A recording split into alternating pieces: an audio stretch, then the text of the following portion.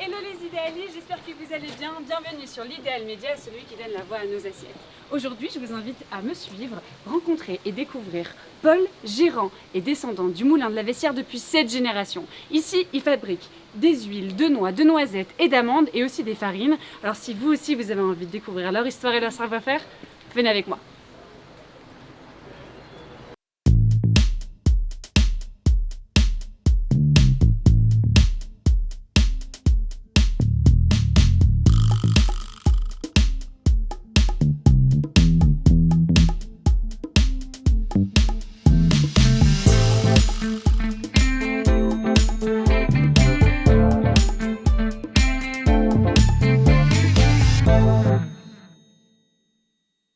Bonjour Paul, merci beaucoup, un grand merci de nous accueillir ici au Moulin de la Vessière.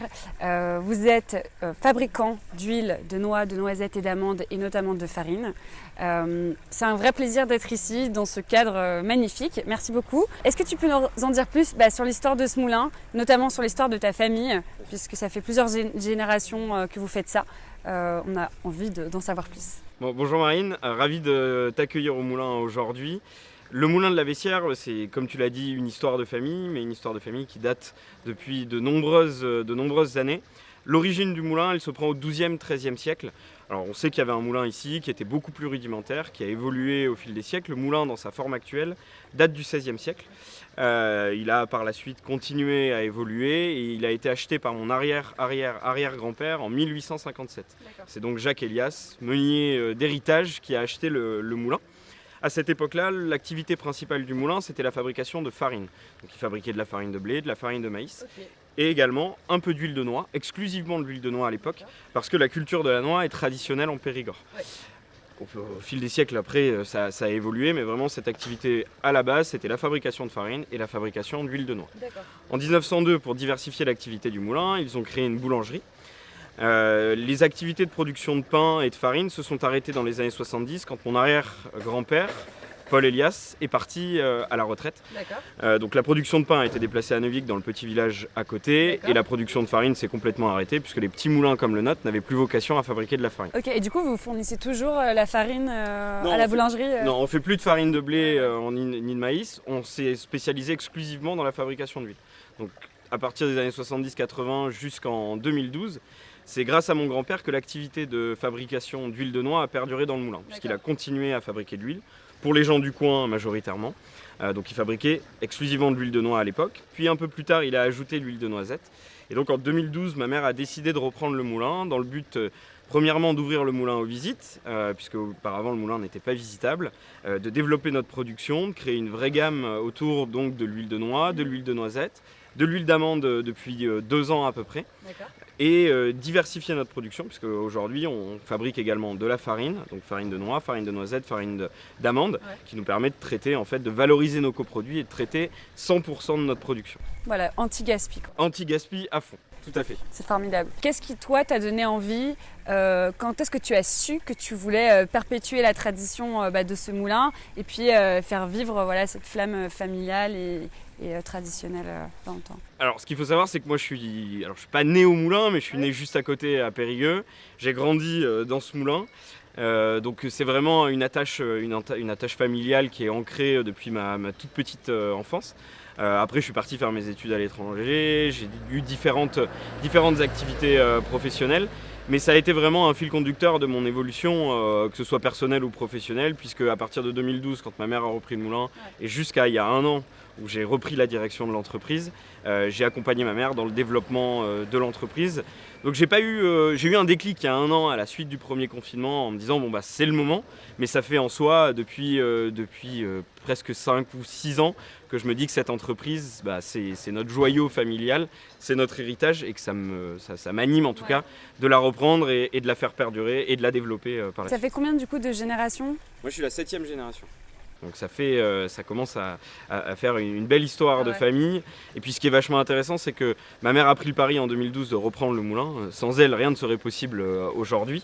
Et c'est ce qui nous a permis de se projeter dans la conservation de ce patrimoine et d'identifier qu'il y avait un réel potentiel à la fois patrimonial, gastronomique pour ce moulin. Est-ce que tu peux nous dire un petit peu quelle est la raison d'être du Moulin de la Vessière? Pourquoi vous fabriquez ces produits? C'est quoi votre mission finalement? Alors notre mission, elle est double. La première chose, c'est de conserver ce patrimoine, parce qu'au-delà d'être un patrimoine, c'est vraiment un patrimoine vivant. Vous le verrez par la suite, on va pouvoir passer en production. On utilise les mêmes machines qu'au XVIe siècle. La meule que l'on utilise date du XVIe siècle, la poêle que l'on utilise date du XVIe siècle. Donc la première des missions, c'était de se dire, il faut qu'on conserve ça à tout prix. Le monde évolue beaucoup, mais finalement, on se rend compte que même des machines qui ont 400, 500 ans sont toujours actuelles et permettent de produire aujourd'hui. Elle continue de marcher. Exactement, elle continue de marcher, de fonctionner et bien de produire et d'avoir du rendement, et de nous permettre de produire des huiles de qualité. Donc ça, c'est notre deuxième mission, c'est vraiment la qualité. Tout est centré autour de la qualité aujourd'hui. Nous, on souhaite produire des huiles saines, bonnes pour nos clients, avec une qualité organoleptique irréprochable. Et donc nos deux grandes missions, c'est vraiment ça.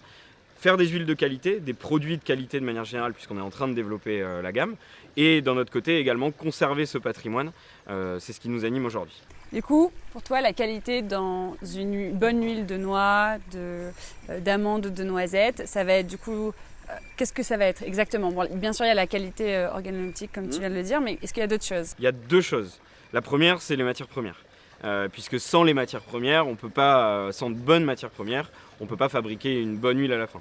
On s'attache vraiment à avoir un sourcing haut de gamme et sélectif de nos matières premières. Et d'un autre côté, il y a également ce savoir-faire familial qui se transmet de génération en génération. Aujourd'hui, on utilise des machines qui datent du XVIe siècle, un savoir-faire qui est dans notre famille depuis des générations. Et c'est l'alliance de ces deux piliers-là qui nous permettent à la fin de proposer une huile de grande qualité. La place de l'artisanat et la place du sourcing, donc de la sélection des matières premières et de tes fournisseurs, est hyper importante. Comment est-ce qu'aujourd'hui tu sélectionnes, sur quels critères de valeur ou d'engagement tu sélectionnes ces matières premières-là ou tes fournisseurs avec qui tu peux travailler? Alors le premier grand critère chez nous, c'est l'origine. On souhaite réellement travailler au niveau local. Donc toutes les noix que l'on transforme viennent du Périgord. On travaille avec deux producteurs, une coopérative et un gros producteur, ce qui nous permet d'avoir une qualité de matière première qui est toujours la même, toujours stable, et également une traçabilité irréprochable, puisqu'on doit pouvoir, pour nos clients, pour tes clients, pour nos partenaires de manière générale, être en capacité de fournir une traçabilité irréprochable. Donc ça, c'est vraiment, l'origine est vraiment très importante. Pour les noisettes, on travaille avec une coopérative qui est dans le Lot-et-Garonne, c'est à une 50aine de kilomètres de chez nous. Et pour les amandes, on travaille avec une coopérative qui est dans le sud de la France, à côté de Nîmes, et qui rassemble des producteurs en Provence et en Corse. On est vraiment convaincus que l'origine est un des premiers facteurs qui permet de réduire notre empreinte carbone et qui permet de nouer des relations de long terme, parce qu'on souhaite, que ce soit avec nos clients ou avec nos fournisseurs, créer des relations de long terme. À côté de ça, l'autre critère, c'est qu'on sélectionne des matières premières de qualité supérieure. Donc on ne va pas sélectionner les écarts de tri pas beaux, les matières un peu noires. Voilà, on s'attache vraiment à sélectionner des matières premières de qualité, ce qui va nous permettre à la fin d'avoir un goût et une typicité de produit qui va être donné par le process, mais qui sera de manière première amené par les noix, les noisettes que l'on transforme.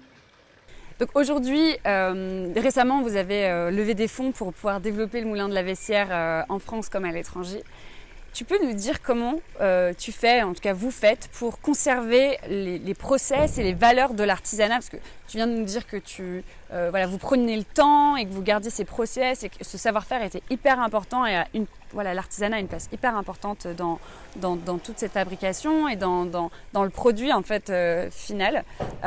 Comment est-ce que tu fais pour conserver ça tout en développant? Alors, je suis assez convaincu que artisanat et développement ne sont pas antinomiques. En revanche, ce qui est vraiment important, et comme tu le disais, c'est qu'on s'attache à conserver tout ce process qui est fait lentement avec différentes étapes qui sont faites manuellement. Donc là, typiquement, et comme tu le disais, on a levé des fonds. On investit donc dans une deuxième ligne de production, entre guillemets, je ne sais pas si on peut appeler ça une ligne de production, mais on est en train de remettre dans le moulin à l'identique exactement toutes les machines dont on a besoin pour fabriquer de l'huile et qui datent du XVIe siècle. Il y a 3 types de machines dont on a besoin pour fabriquer de l'huile. La première, c'est une meule qui va nous permettre d'écraser la matière première. La deuxième, c'est une poêle qui va nous permettre de chauffer la pâte qu'on a obtenue à la première étape. Et la troisième, c'est un pressoir qui va nous permettre finalement d'obtenir l'huile. Là, on est en train de remettre à l'identique dans le moulin une meule que j'ai trouvée dans un moulin à côté de Sarlat qui a 300 ans. À côté de ça, on remet une poêle qu'on fait fondre dans une fonderie à côté de chez nous, à l'identique de celle qu'on a déjà. Et on fait réaliser sur mesure un pressoir dans du bois, un vieux pressoir à l'identique de celui qu'on a déjà. Donc en soi, on remet les mêmes machines pour conserver ce savoir-faire et développer notre artisanat. Le constat, c'était de dire peut-être qu'on va investir dans du matériel un peu plus récent qui sera plus productif. Mais non, un matin, je me suis dit non, c'est une connerie. On va passer à côté de ce qu'on sait faire et de ce que nos clients viennent chercher chez nous. Donc c'est pour ça qu'on a conservé le même moulin. On a trouvé de vieux matériel, on a trouvé des gens qui ont des savoir-faire extraordinaires et qui nous remettent aujourd'hui le même outil de production que nos ancêtres avaient pu fabriquer à l'origine du moulin. Et vous avez encore de la place pour tout ça? Alors on pousse un peu les murs, c'est pas évident, on s'adapte, mais on y arrive. Là, on a 3 compagnons du devoir qui sont en train d'installer une meule à l'identique. C'est assez impressionnant à voir et on se dit qu'on n'a finalement rien inventé, en tout cas sur notre production. Et c'est ça qui est chouette à voir et ça nous permet de capitaliser sur vraiment ce qu'on sait faire et de continuer à fabriquer des produits d'aussi bonne qualité. Vous avez de beaux engagements en fait, vous perpétuez ces traditions et ce savoir-faire de fabrication. En parlant d'engagement du coup, est-ce que je sais que vous êtes en train de postuler pour ce label Demain la Terre, oui. Est-ce que tu peux nous en dire plus? Oui, bien sûr. Alors on a on essaye en tout cas d'avoir des engagements pour nos clients. Donc aujourd'hui on est en train de regarder un label et de postuler, on a eu un pré-audit sur le label Demain la Terre. Le label Demain la Terre a pour vocation de certifier que les entreprises adoptent une démarche RSE qui se base sur 3 piliers, le développement social, économique et environnemental. L'idée derrière tout ça, c'est de dire qu'aujourd'hui tout le monde dit qu'on est responsable, on est durable, on est tout ce qu'on veut. Mais moi je ne souhaite pas que ce soit juste un message marketing sur une publication Instagram en disant bon ok on est durable. C'est bien peut-être, mais si on n'impose pas quelque chose qui certifie à nos clients qu'on l'est réellement, ça a à mes yeux pas beaucoup de valeur.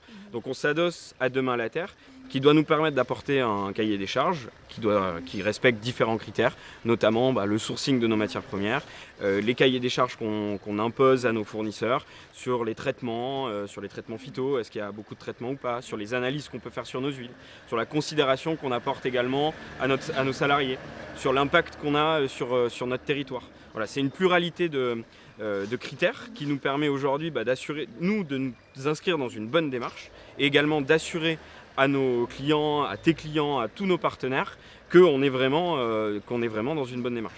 On a initié pas mal de choses, tu vois, typiquement tous les ans on réalise un jeu d'analyse complète sur nos huiles pour bien certifier qu'il n'y a pas de traces de pesticides dans nos huiles.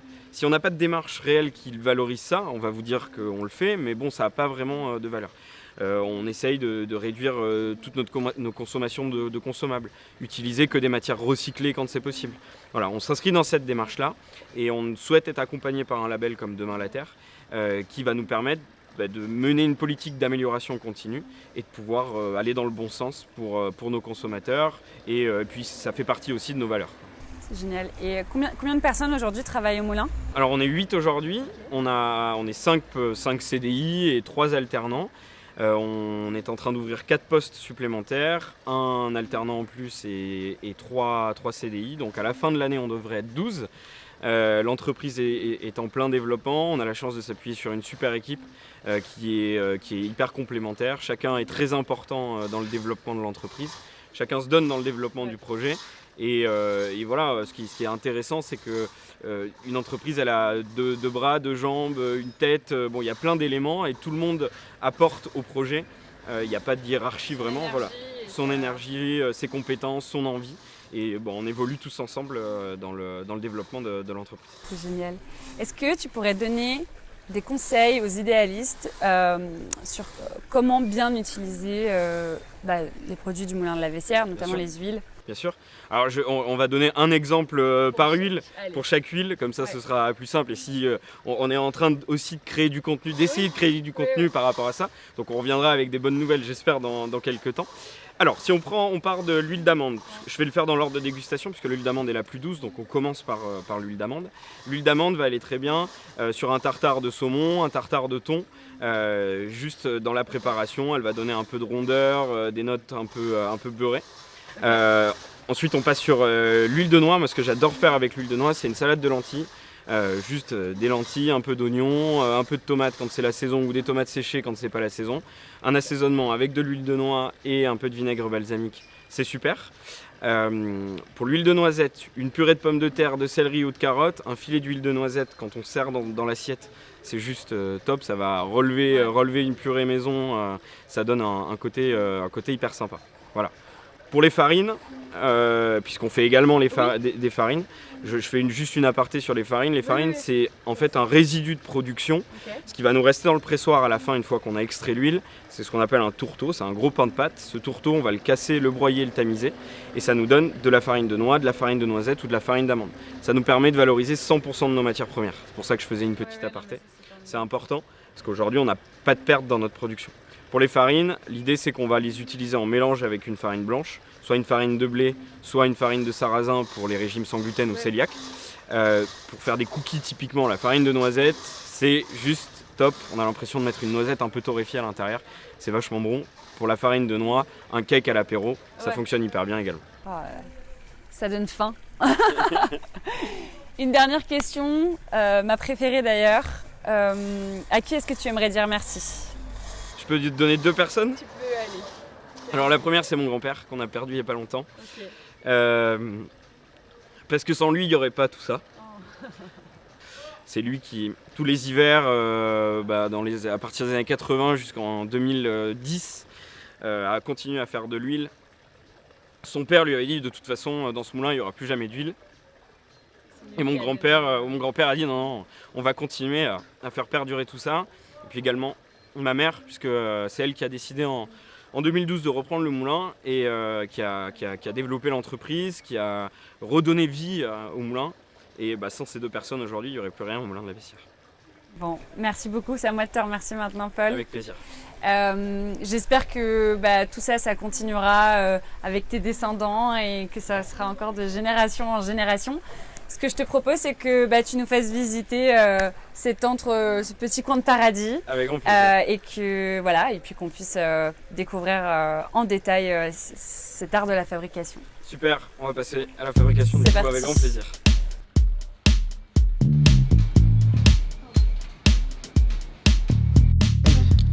Alors, qu'est-ce qu'on va faire là ? Alors, en avant-première, Marine, après toi, je t'invite à découvrir l'espace muséographique qu'on est en train de créer sur le moulin. Ouais. C'est pas tout à fait fini, donc je serais très heureux de vous accueillir à nouveau quand vous le souhaitez. L'idée dans cet espace, c'est qu'on va pouvoir montrer tous les vieux documents qu'on a sur le moulin. Mon grand-père avait précieusement conservé dans son bureau, mais si on les expose pas, ça n'a pas beaucoup d'intérêt. Donc ici, on a l'acte de vente quand mon arrière-arrière-grand-père a acheté le moulin. On a le livre de compte de mon arrière-grand-père. Les actes de donation qui datent de 1914 et un autre de 1887. C'est incroyable. Ouais, on a gardé plein de contenus sur toute l'histoire du moulin. Et au bout, on a donc un livret que mon grand-père a réalisé et donc il a retracé et écrit toute l'histoire du moulin de la Vessière depuis ses origines. Donc on a la chance d'avoir vraiment beaucoup de contenu. Et à côté de ça, on a conservé des vieilles machines, des vieux outils. Là, c'était l'ancienne. Ça, c'était l'ancienne bassine dans laquelle coulait l'huile. Bon, aujourd'hui, on a mis de l'inox parce qu'il faut qu'on se conforme avec les règles agro. Mais ça, c'était l'ancienne bassine dans laquelle coulait l'huile. Moi, je l'ai connue quand j'étais gamin. Ça, c'était les pelles qui servaient à remuer la pâte dans la poêle. C'était des petites pelles ou elles sont totalement... Non, elles étaient beaucoup plus grandes, elles sont usées. Elles sont usées, on a une ancienne balance ici. Okay. Ici, c'est ce qu'on appelle des damjanes. Ces damjanes, c'était en fait l'ancêtre du fût en inox pour conserver les huiles. Okay. Donc là, tu vois, normalement, une damjane, elle est recouverte comme les 2 qui sont sur les côtés de rotin. Pour pas avoir ce contact à la lumière. Exactement, tu as tout compris. Ça nous permet de conserver de manière optimale les huiles. Ils le faisaient déjà auparavant. Donc c'est pour ça ce qui est très important dans la conservation des huiles, c'est qu'elles ne soient pas au contact des UV, parce que ces UV peuvent avoir comme impact d'accélérer leur oxydation ou leur rancissement. Pareil dans nos placards. Exactement, il faut bien les conserver dans un l'abri de la placard lumière. à l'abri de la lumière et pas à côté d'une source de chaleur. Donc pour la fabrication, il y a 3 grandes étapes. Ouais. La première, c'est qu'on va donc écraser la matière première. Ouais. Que ce soit pour la production d'huile de noix, de noisettes ou d'amandes, le process est exactement le même. La seule différence, c'est qu'ici, donc à l'étape de la meule où on va écraser la matière première, ça prend à peu près une demi-heure pour écraser 40 kg de cerneaux de noix, comme ça va nous prendre 1h30 pour écraser 35 kg d'amandons de noisettes ou d'amandons d'amandes. D'accord, pourquoi? Parce que c'est plus dur, c'est plus... Exactement, l'amande et la noisette sont des fruits plus secs, plus durs et moins gras Ok. que le cerneau de noix. Ça se ressent sur les rendements à la fin. D'accord, enfin, ça équivaut à combien de litrage D'huile? Ouais, Ouais. Alors pour la noix, quand on met 40 kg, on va obtenir 21-22 litres d'huile. ok. Donc on a un rendement un peu plus de 50%. Pour la noisette, on est sur 40-45% de rendement. Et pour l'amande, on est sur 35% de rendement Ok. à peu près. D'accord. Tu vois, c'est ce que je te disais au début. On ressent vraiment sur les Ouais. rendements le fait que les fruits sont plus ou moins Ouais, secs ouais. Et les rendements sont associés derrière. Donc cette meule, elle date du XVIe siècle. Elle Ok. pèse 500 kg Waouh. et elle a toujours en fait été dans le moulin, dans la forme du moulin qu'on connaît aujourd'hui. Elle est increvable. Bon, elle fatigue un petit peu en ce moment parce qu'elle tourne beaucoup. C'est une vieille dame et donc là. Il y a un c'est pareil. entretien particulier pour ce genre de machine? Oui, alors là on va être obligé de la démonter pour regarder un petit peu les différents Ouais. rouages.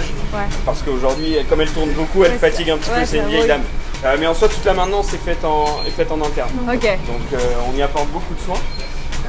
Ici, comme je te le disais, on va mettre donc la matière première. Le but c'est vraiment de bien écraser cette matière première. Quand on voit que la matière première est bien écrasée, Comment on est-ce va que tu le vois? Alors là, si on s'approche un peu, tu vois quand la meule est passée, on voit qu'il y a des petits points blancs qui apparaissent. D'accord.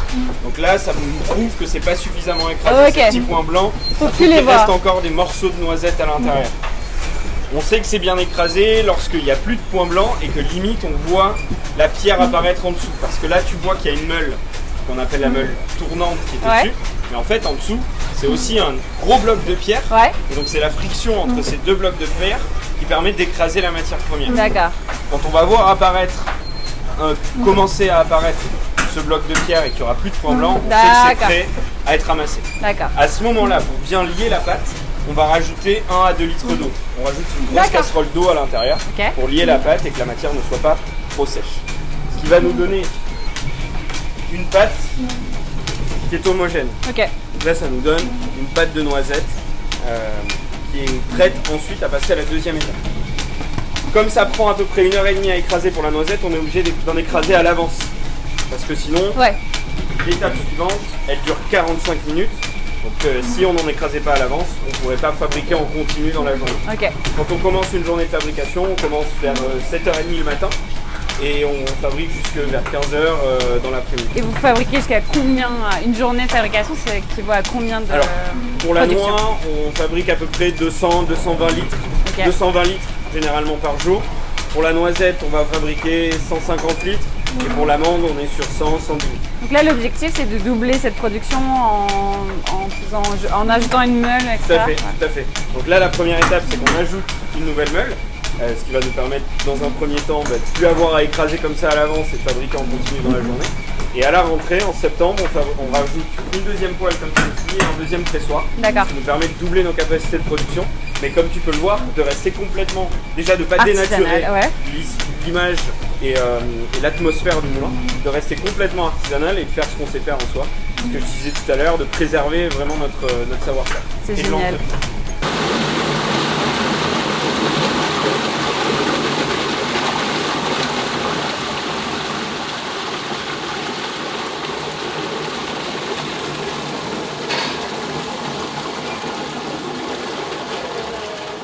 Donc une fois qu'on obtient cette pâte, on passe à la deuxième étape. Ouais.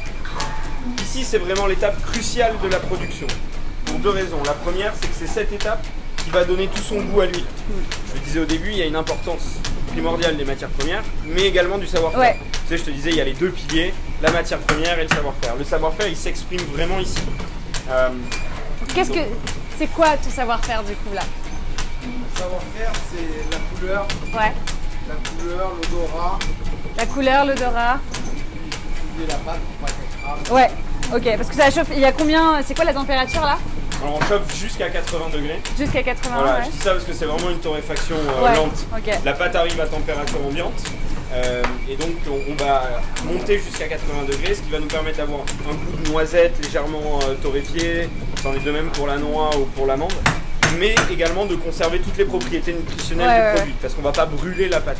Si on la fait chauffer trop fort, l'huile aura un goût trop prononcé, ce ne sera pas une huile qui sera bonne. Si on ne la fait pas suffisamment chauffer, c'est une huile qui va rancir très vite. Ok. Voilà. Et donc là, l'idée, c'est qu'on fait ça vraiment lentement pour conserver toutes les propriétés nutritionnelles. C'est quoi les propriétés nutritionnelles? Alors pour la noix, on va avoir des oméga 3, Ouais. pour la noisette, des oméga 6 et des oméga 9. Donc c'est vraiment des huiles qui sont conseillées en complément dans des régimes, notamment, tu vois, par exemple, pour les gens qui ont du cholestérol. Ouais. C'est des huiles qui vont être très adaptées, plus qu'une huile d'olive. Il Ouais. n'y a pas de combat à avoir, mais Oui, c'est oui, vrai que ça n'a rien à voir. ça n'a rien à voir, mais c'est conseillé dans certains régimes. Ok. Là, on va bien remuer, comme le fait Yann, la pâte pendant toute la chauffe, Ouais. ce qui va permettre, tu vois, d'avoir une couleur qui est beaucoup plus brune, un peu Ouais, c'est légère vrai, on voit la torréfaction différence. que par rapport à tout à l'heure. Ouais. Aujourd'hui, on chauffe au gaz, ce qui permet d'avoir une chauffe très régulière. D'accord. Auparavant, c'était au bois, mais ça fait Ok. une quarantaine d'années qu'on est passé au gaz. Donc, je ne l'ai pas connu quand c'était au bois. D'accord. Et la poêle en elle-même date du XVIe siècle également. Ouais, C'est ouais. vraiment une vieille poêle en fond. Et c'est, en fait, c'est tous Comme ces quoi petits facteurs qui nous permettent d'avoir une huile qui a un goût si particulier. Du coup, là, vous allez dupliquer celle-ci, vous avez gardé la fonte. Oui, tout à fait. Tout à fait. On l'a fait fondre à la même taille que celle-ci. Ouais. Donc ça nous permet d'avoir le même Ouais, matériel. d'avoir en soi. la même quantité et du coup de ne pas être Exactement. déçu sur le. Tout à Ok. fait, tout à fait. Et d'avoir la même typicité de produit, à la fin. Donc là, ça va pas tarder à être chaud. Comment est-ce qu'on voit que c'est. Ok, c'est la couleur du coup. Ouais, tout à fait. C'est la couleur qui brunit. On va voir des petites bulles d'huile apparaître aussi sur la pâte. C'est tout un ensemble. Et aujourd'hui, on contrôle également la température pour avoir une régularité Ok. de produit. C'est plus un contrôle qualité, si tu veux, qu'on a mis en place. Mais en soi, tout se fait à l'œil. C'est Ah oui. vraiment, voilà, tu vois. On est là, en. on contrôle. La petite température. Exactement. C'est un thermomètre de fond, ça, non? Ouais. Ça nous Covid. permet d'avoir un contrôle qualité. Ça, Ouais. c'est pas vraiment un thermomètre de fond, c'est un thermomètre alimentaire. Mais c'est un peu le même Ok. système. C'est le même système. Et donc on met en place des contrôles qualité aussi. Ouais. L'artisanat n'exclut pas la régularité contrôle, et la ouais. performance et le contrôle. Donc, La confiance n'évite pas le contrôle. Ouais, c'est ça. Mais c'est un peu la même chose avec l'artisanat. Tu vois, c'est bien d'être artisanal, mais il faut que pour nos clients, pour tes clients, notre huile elle ait toujours le même goût. Donc on s'attache vraiment à avoir un produit régulier, de qualité. Donc C'est comment important. tu contrôles du coup? Tu Avec goûtes? la température. Ouais. Et après on a un contrôle qualité à la fin. On goûte systématiquement, les huiles. On goûte d'abord le premier contrôle qualité, Ouais. c'est la réception des matières premières. Ok. Donc elles sont analysées, elles sont goûtées, Ouais. on les regarde, voilà, on voit si, on a une fiche qualité Ouais, qui ouais, nous permet ouais. de déclarer si elles sont conformes ou pas conformes. Ok. Jusqu'à présent on n'a jamais eu de Ça non-conformité. c'est toi qui gères ça? Non, c'est Julien, notre Julien. responsable de production. Ouais. Qu'est-ce que c'est cette petite brosse de paille du coup? C'est pour. C'est un balai qui permet de rassembler la pâte. Ouais. Et bien la collecter pour qu'après on passe donc à la deuxième étape. Alors la troisième étape, pardon, Troisième à étape la qui est le dernière pressoir. étape. La troisième étape, donc on va collecter la pâte à l'étape de la chauffe. Ouais. Cette pâte, on va la mettre dans ces toiles. Ces toiles, on appelle ça des scourtins. Ok. Ces scourtins, ils vont permettre d'extraire l'huile, la pâte, l'huile de la pâte, pardon. Ouais. Donc on va bien égaliser la pâte à l'intérieur des scourtins. Ok. Vous allez voir après, Yann va replier les toiles par-dessus la pâte. On va ensuite ajouter les cales en bois qu'il y a sur le côté Ok. et actionner le pressoir. D'accord. Le pressoir en soi, c'est la seule pièce du moulin qu'on a modernisé. Alors le pressoir est d'origine, enfin il date du 19e siècle, il est un peu plus récent que les autres, mais il date quand même du 19e Ouais. siècle. Mais on a en soi juste modifié le système de pression, puisqu'auparavant c'était un pressoir manuel, il y avait une vis, tu vois la vis qui est en haut. Oui, Voilà, oui, la tout à grosse vis fait. qui est en haut. La vis qui est en haut, elle servait d'actionner la presse. Donc il y avait une barre qui partait d'ici, qui arrivait à peu près à ton niveau. Et Avec tu- un mouvement de va-et-vient, ça permettait d'actionner le pressoir. C'est un système de cliquet. La vis qui est à l'intérieur du pressoir s'est malheureusement brisée, donc on a été obligé de passer à l'hydraulique. Donc on a ajouté ce vérin qui est ici. Ok. Voilà. Comment ça Et- fonctionne du coup? Alors tu vas voir. Ok. tu vas voir juste dans Donc 2 là, minutes. on recoupe, ça s'appelle comment tu m'as dit? Les scourtins. Le scourtin. Voilà. On recouvre le plie scourtin. la pâte, ça commence à couler. Donc là, on recouvre. 150 barres. Donc là, on va ajouter les cales en bois qu'il y a sur le côté. Ce qui va permettre de récupérer de la course parce que le vérin n'a pas une course suffisamment importante Oui. pour pouvoir presser. Ah oui, là, on en met quand Là, même on beaucoup ajoute- du bois. Bah, tu vas voir, on ajoute des cales jusqu'en haut. Il y a des Jusqu'en haut. cales jusqu'en haut. Ça va presser doucement et du coup, ça va couler doucement ou ça va être un... Alors c'est assez puissant. Ouais, Ça va prendre à peu près 10 minutes. d'accord. 10 minutes, donc on est assez rapide. Le pressoir va rester serré ensuite pendant une vingtaine de minutes, Ok. jusqu'à ce que la pâte d'après soit chaude. Ça c'est vraiment un cycle. Ok, Et donc là, tu vois, il appuie, on actionne le pressoir, il appuie sur la manette qui est sur le côté du pressoir. Et là, la magie va s'opérer. Donc cette huile, on la met à décanter pendant 5 à 6 jours, parce qu'il y a D'accord. toujours un dépôt à l'intérieur qui est Ok. complètement naturel. d'accord. Donc il y a des fines particules de noix, de noisettes ou d'amandes. Tu vois ici. D'accord. Donc On ça, va- ok. Voilà, tu vois, alors c'est exagéré, hein, dans ce volume d'huile là, il n'y a pas autant de dépôts. Ouais. Mais c'est pour pouvoir montrer à nos visiteurs Ok. à quoi ressemble ce dépôt. Donc la seule perte en soi qu'on a aujourd'hui, c'est ce dépôt là, parce que on va mettre à décanter pendant 5-6 jours et ensuite on filtre les huiles pour extraire tout ce dépôt. D'accord. Pour qu'une fois qu'elles sont mises en bouteille, on ait une huile qui soit vraiment limpide et qu'il n'y ait pas de dépôt de matière Ouais. à l'intérieur.